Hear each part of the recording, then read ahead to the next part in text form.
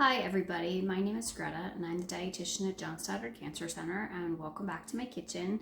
So I'm ready to present some new and exciting recipes, but I also thought it would be fun to go through the recipe archive and pull out a recipe that I did for a cooking class a long time ago. It's a great recipe, it's really easy. I'm also doing a lot of recipes this time with things that were readily available in my garden this year, and I had an overabundance of Swiss chard. So this is a quinoa salad recipe.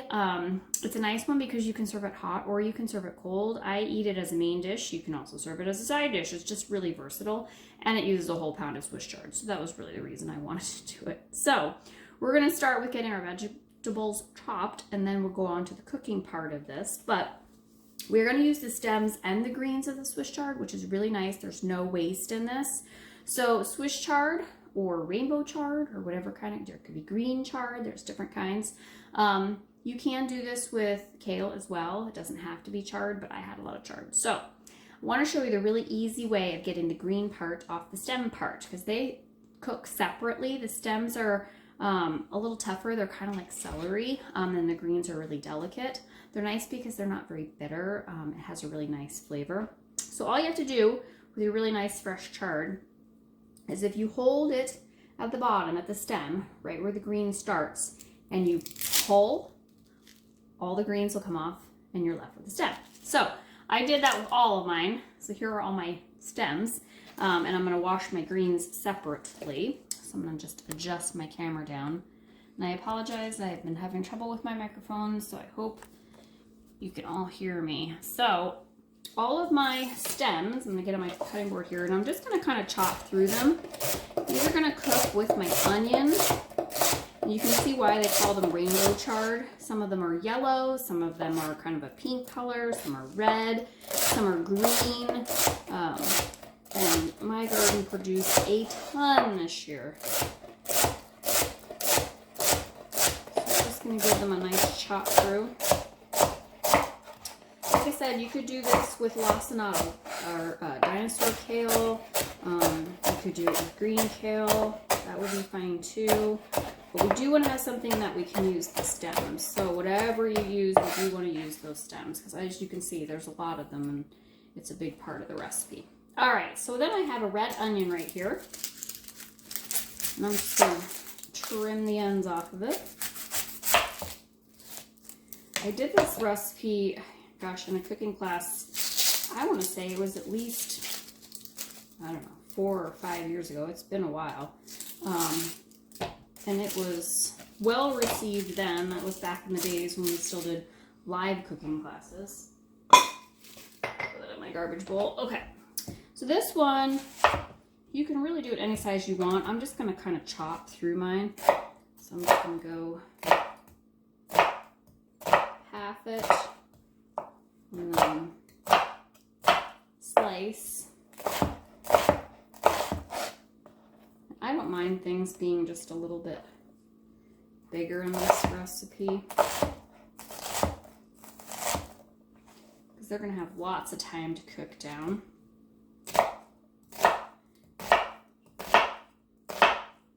And one more time.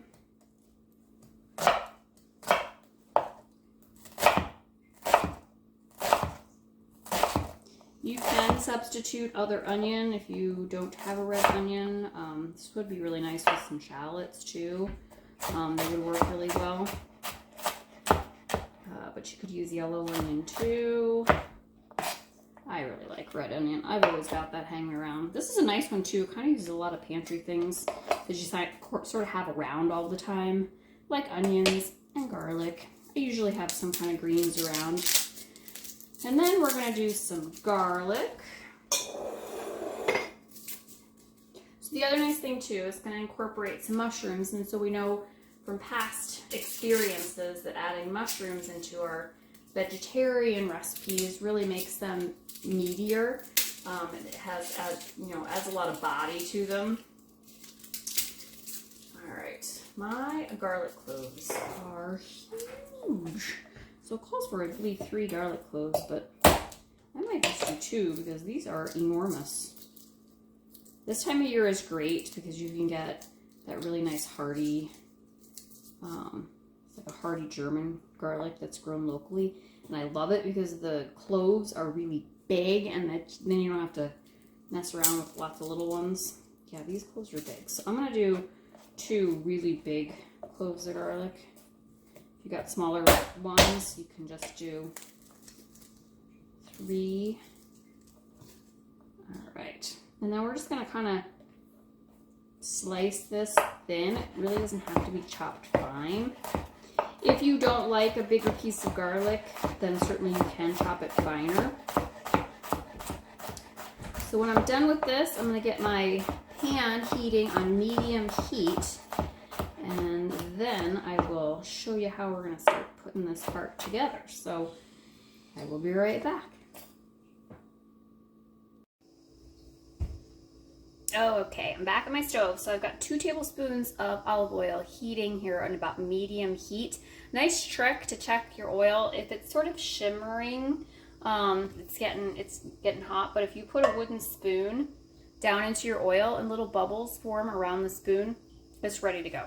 So I've got my Swiss chard stems, my red onion, and my garlic. All going into my 2 tablespoons of oil.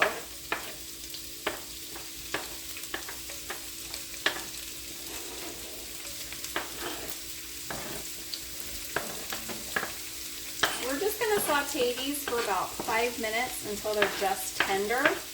They are going to cook more in our quinoa and our stock, so they don't need to be completely cooked down. They are going to soften more as they cook in the stock.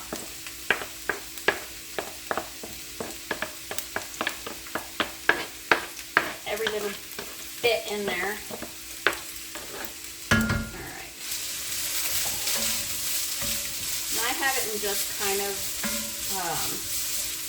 a medium-sized Dutch oven with just nice raised sides on it. That's my cutting board down. Alright, at this point too, I like to add a little bit of salt, pepper, just to make sure every layer is seasoned. So black pepper, whatever your taste is.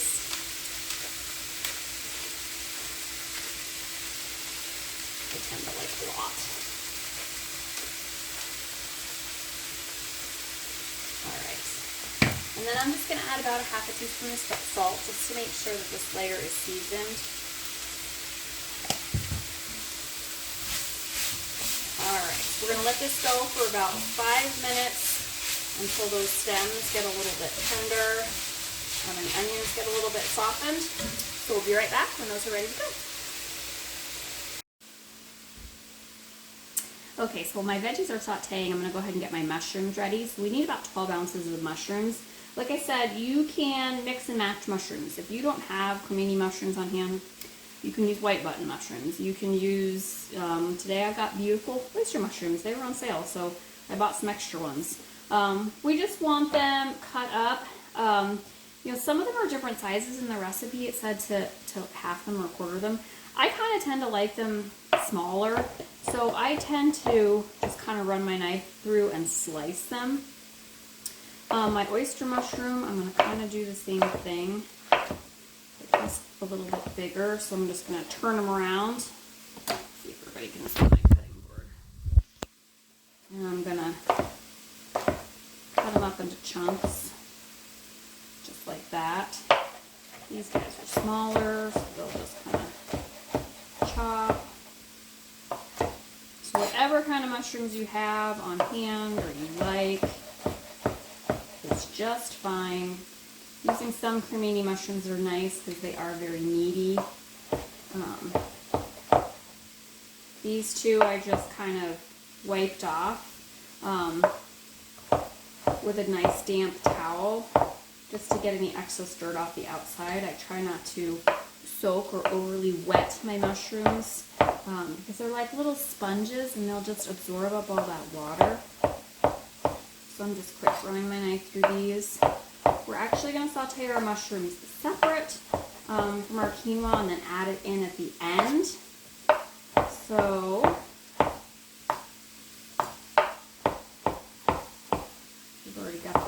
we've worked ahead, right? We love to work ahead. All right, mushrooms are ready to go. Just like that.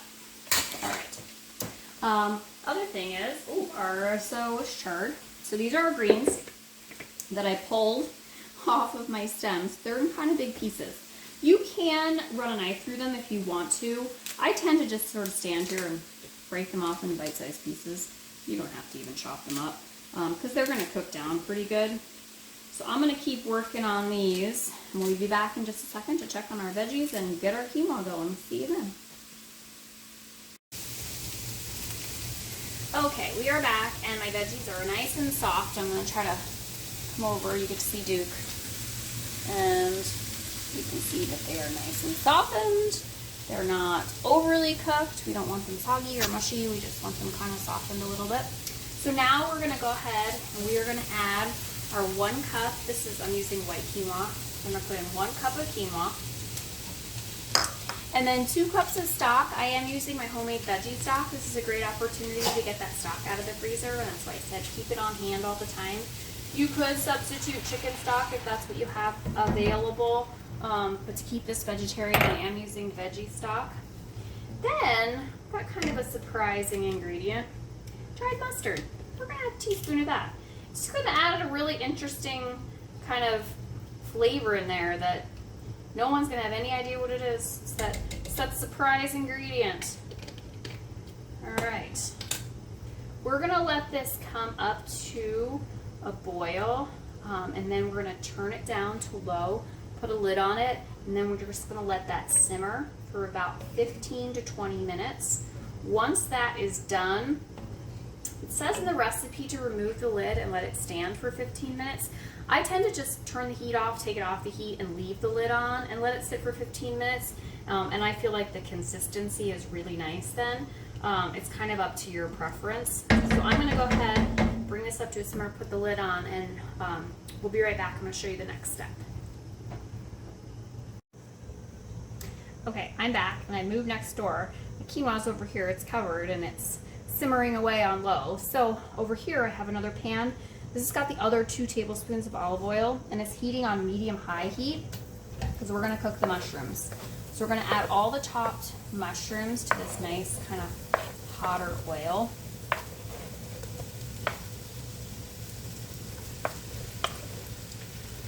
Trying hard not to drop any. My precious mushrooms. Everybody knows how much I love mushrooms. They're kind of my favorite. I keep trying to talk my husband into growing mushrooms. Apparently that would require me to build a root cellar. So, I'm not sure if that's going to happen anytime soon. Alright, my mushrooms are in. These guys need to cook for about 10 minutes until they're nice and tender. So a little trick with mushrooms, you know how I like to season every layer. Mushrooms are one thing that you don't want to initially put any salt on because it will draw all the liquid out of them really fast, and they won't be cooked as well, and they'll actually get too done. So we want the water to cook out of them gradually and not leave them all right away. So you can pepper them, which I always do pepper them right away. But I do not salt them until they are fully cooked through. So we're going to salt them at the end. Okay, so I got them all going. We'll be back in about 10 minutes, and I'll show you what they look like. Hi everybody, welcome back. So it's been about 10 minutes. My mushrooms are fantastic, so I want to show them to you. So they are starting to turn brown, and you can see by not adding the salt ahead of time, they all kept their shape and didn't shrink too much. So we have some nice, plump, delicious, fully cooked brown mushrooms. So now we're going to go ahead and take our Swiss chard greens that we kind of ripped apart into like little bite-sized pieces. We're going to go ahead and put them in. And we're just going to kind of wilt these down until all the liquid is cooked out of the pan. It does not take very long at all. Once those are wilted down, we can go ahead and turn the heat off. and then I'll show you how to put it all together. I do want to add just a little bit of salt to this because I did not salt the mushrooms. Remember, we didn't salt the mushrooms. So we're gonna just put a little bit of salt to flavor this layer. And that's the time I want to do that. A little bit of pepper. Just to season our greens. My Swiss chard or quinoa is going to be done in 2 minutes. And you can see how quickly the greens are just starting to wilt down. And we just want to let them cook all that liquid off.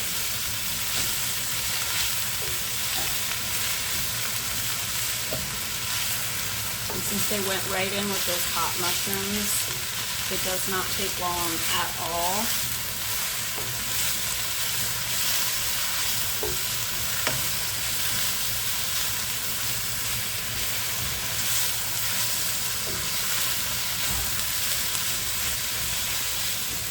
Okay, so I'm going to finish wilting my greens, and then I'm going to show you how to put it all together.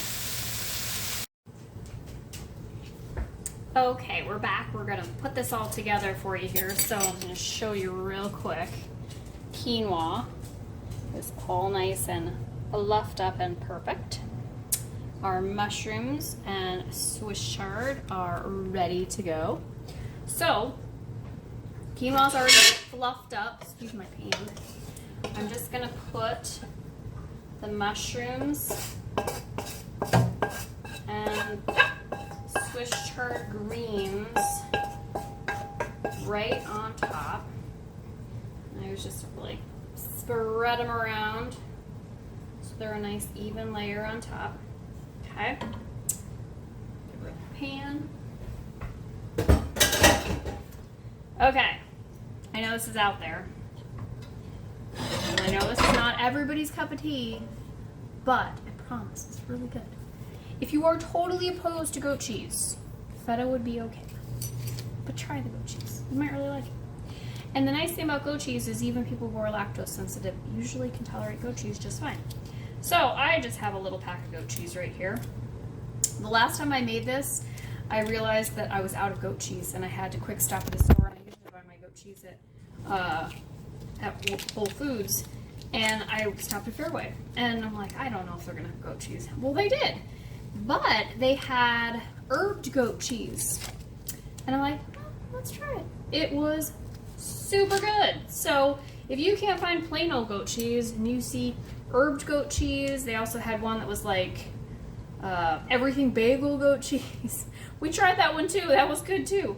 I've done this recipe a lot of times. So I just open my pack of goat cheese and take a little fork and I just start crumbling so that it's just a nice even layer of crumble over the top. And speaking of herbs, I've also, after the goat cheese is spread around, feel free if you have lots of herbs in your garden right now that you want to use up. This is delicious with some tarragon chopped on top or some flat leaf parsley. Even some thyme is really good on this. Some chopped rosemary, whatever you like. You really could go kind of crazy herb-wise on this because it's really quite versatile and the flavors are really are very earthy, so it can hold up to really just about any herb that you like. So I just kind of keep crumble. It's not, does not have to be perfect. Now I would eat this as my dinner. It's great with, in the summertime we didn't have to put the oven on, so you can just serve this with a nice salad. In the cooler time of the fall, I like to make mine with some roasted vegetables. It's great with roasted chicken or a piece of baked fish. Like I said, you can serve this as your side dish. And it's super easy. All right, there it is. Goat cheese and all. Okay, and it looks just like that. Isn't it beautiful? So thanks again everybody for joining me, and enjoy.